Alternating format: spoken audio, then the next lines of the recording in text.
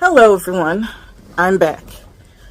And again, I didn't realize this was a weed leaf until, 3 weeks ago? Didn't know because I don't smoke weed. So, literally didn't notice that. Unless I did when I bought it, which was years ago. I don't know. I don't think I did. Anyway. Hi. Hi, everyone. This is going to be a story time of the first time I got stalked. Yes, the first time I got stalked. I used to be in the pro-black sector of YouTube. Like years ago. I was like 17, 18, 19. Like around there. Because I didn't get like a phone until I was 16 anyway. So might have been 18. Whatever.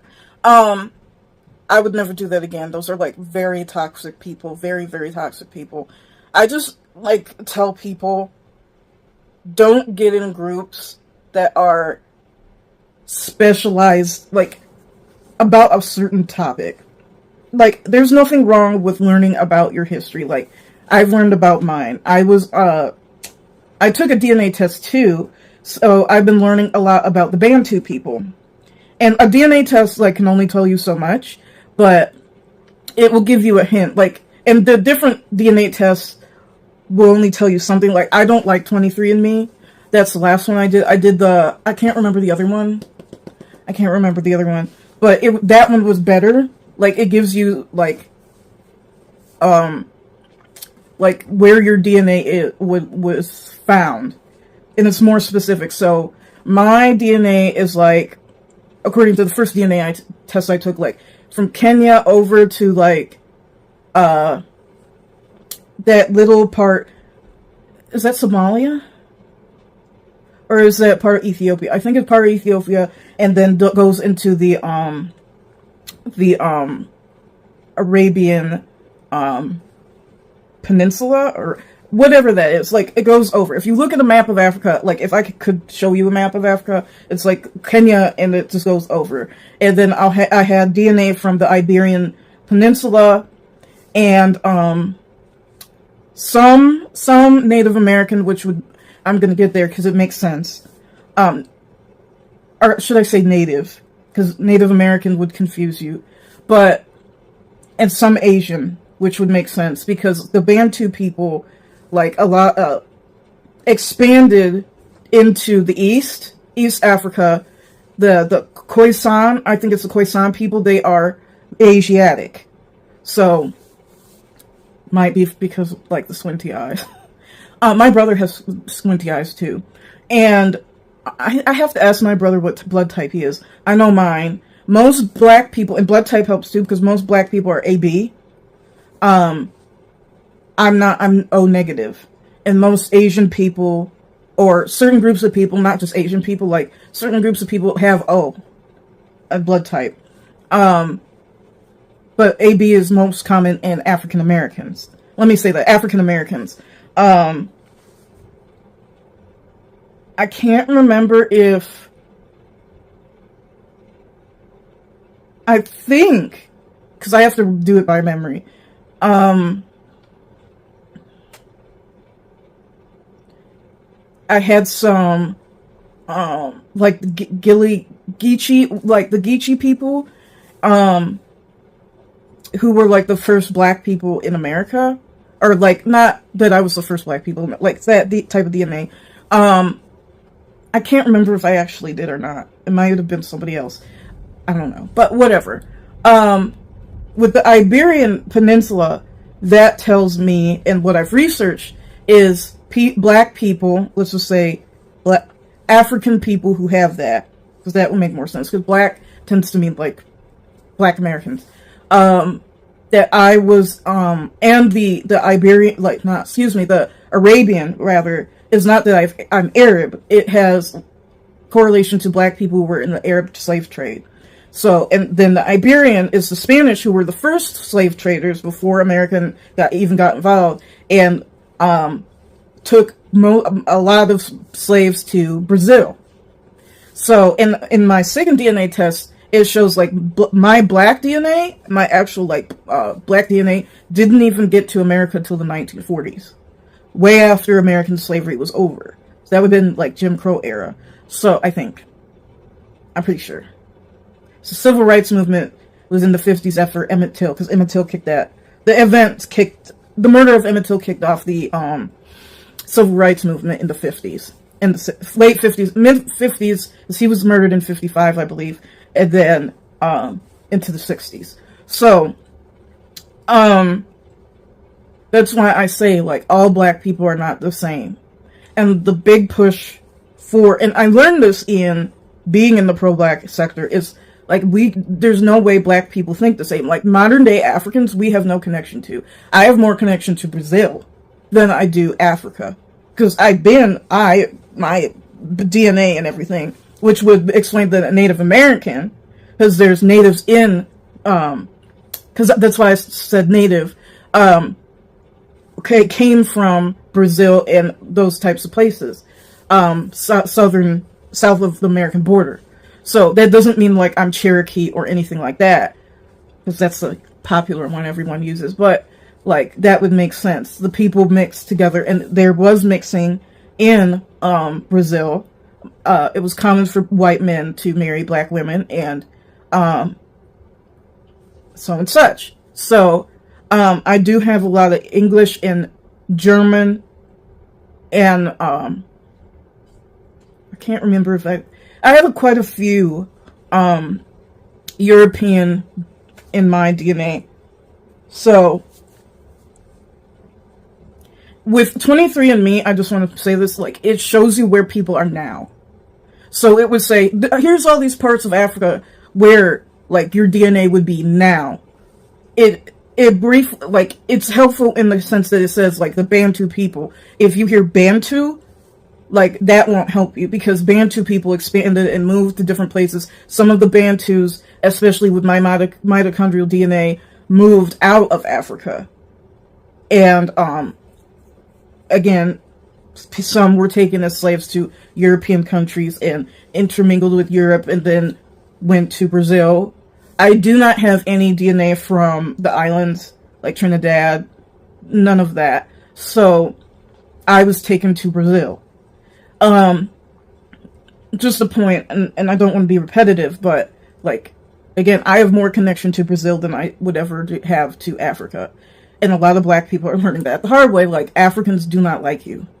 Africans do not like me. Like, I think someone mentioned it in the 70s. A lot of Africans, when they came here, like, I guess that's when a lot of Africans came here in the 1970s, they would tell black people, you're not African. Like, African is not just, like, DNA to them. And even African people don't get along. Like, Somali might not like people from the Congo. And the people from the Congo might not like people from Zimbabwe. And people from Zimbabwe might not get along with people from Mozambique. So you can't say, like, oh, I'm African, I'm going to go back to Africa. Like, you'll end up in a mess. So, like, these people do not accept you. I'd be more likely to be accepted in Brazil than Africa. Anyway, enough of the history lesson. I just said all that to say, like, there's nothing wrong with anybody learning their history. Like, anybody, like a white person or what have you. Knowing your lineage, knowing where you come from. But I'm just saying, like, if anybody takes a DNA test, they're more geared towards white people or non-black people because we've moved so much. I don't know if it's the same for Latin people. It might be, because we're very nomadic people. We move a lot. So it's more, most of those tests are better for, like I said, European people. Sorry, I was getting something on my phone screen that I don't need anymore. To the stalking.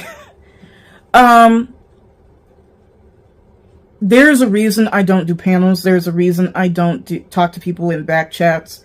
There's a reason. There's a reason. I met a group of these people, and all of them, except for one, was like much older than me, like in their mid-30s to 40s, were like older than me.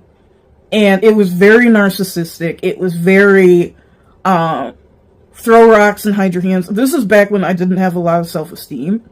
And I didn't have, like, I was more of a, I don't want to say people pleaser. I'll say that, because all a people pleaser is like a manipulative person who basically tries to make themselves into the victim. Well, look what all these people are making me do. A person can't make you do anything. Now, these people were horrible. Like, they doxed people. They were very malicious. I can say, hand to God, I have never doxed anybody. I have never, like, done anything criminal to anyone. I have never, scammed someone. I've never done that. They did that. And were very nasty and malicious to people and just very narcissistic. And